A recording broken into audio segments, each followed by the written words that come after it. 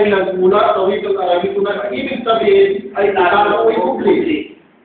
Kaya ang pareto ay tinawag na dyan na sa wikang Arabic dahil ito ay nakapublic.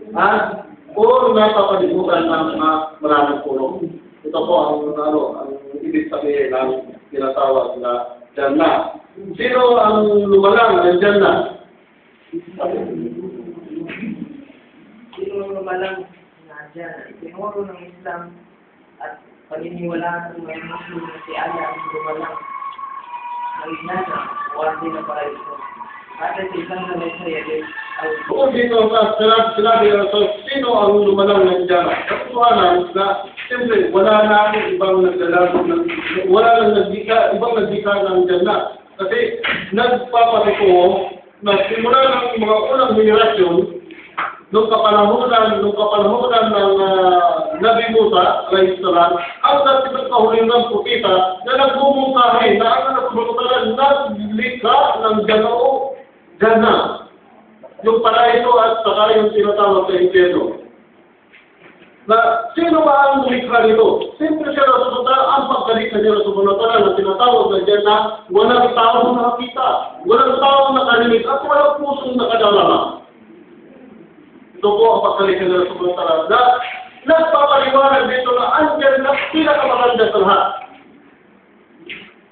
At sapat na po ang Quran, ang banal na kasulatan, ang mga hadith, ang salaysay ng Propeta Muhammad sallallahu na sapat na siya na katibayan natin na napakaganda ang Jannah.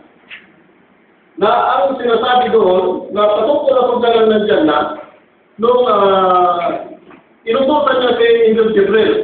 O Jibril sabi niya, bumarong ka at tingnan mo ito. Kaya siya bumarong at ito ay tinignan. Siya ay bumalik at nagsabi, O aking Panginoon, sa iyong kadakilaan, sino man ang makarinig nito ay magnanais pumasok dito.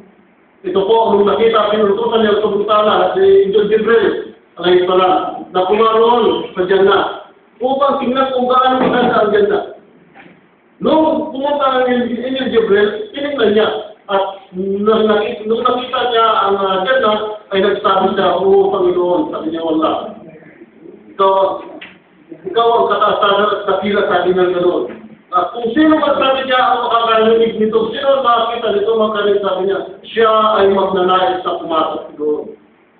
Tingnan natin kung ano maganda ang Jannah. O ano ang hitsura ng Jannah? Patay, tanong ko. Tatay dito. Ito bro.